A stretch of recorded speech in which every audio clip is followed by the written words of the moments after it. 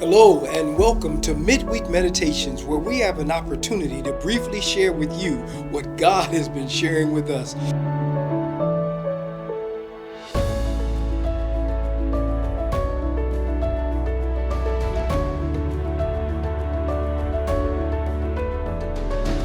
We are into this discussion on rebounding individually and collectively.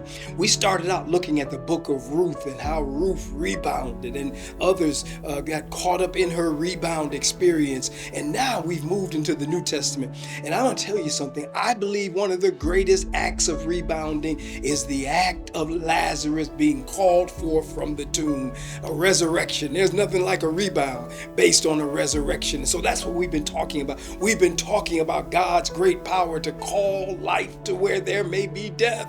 And I love what John, the 11th chapter, verse 4 says. Jesus, he speaks to this situation. He says to his disciples when they tell him about Lazarus, when word reaches him about Lazarus, hear what the word of the Lord says. And it says, when Jesus heard that, he said, this sickness is not unto death, but for the glory of God, that the Son of God may be glorified through it. Oh my goodness, I'm trying to think, Lord, what are you saying here? What are you doing here? Because we understand that Lazarus did die. Lazarus died.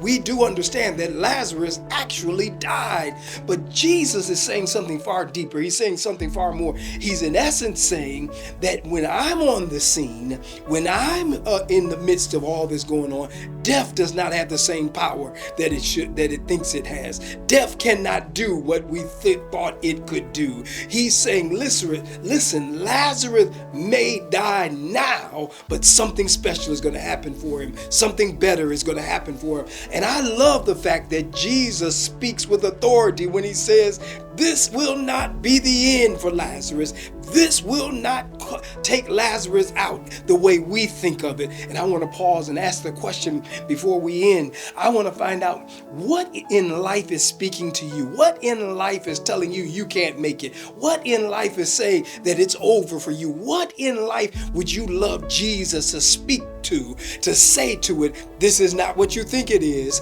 I'm going to bring you out of this. I'm going to deliver you. As a matter of fact, there's going to be a glorification to my name because of what I'm about to do in your situation. There's going to be power given to my name because of what I'm about to do in your situation. I'm glad that you and I serve that type of God who is able to bring us through any situation, who is able to deliver us from any predicament. God is indeed able. And I want to pause and say this as I close, that's the story of Lazarus. The reason why Jesus was able to call Lazarus from the grave, the reason why Lazarus went through what he went through, the reason why the sisters of Lazarus went through what they went through was because God had a greater story that he wanted to tell. And I want to pause and tell you, I believe that God has a greater story that he wants to tell in your life, that God has a thing that he wants to do in your life. God has a victory that he wants to bring into your life. And it's not even about you all the way. It's all about him getting the glory. What do you need God to get glorification for in your life? What would you like God to get glorification for in your life? Let's walk together. Let's walk through John, the 11th chapter, and let's explore the rebounding of Lazarus and all that are tied up in that story. Until we meet again, may the Lord bless and keep you.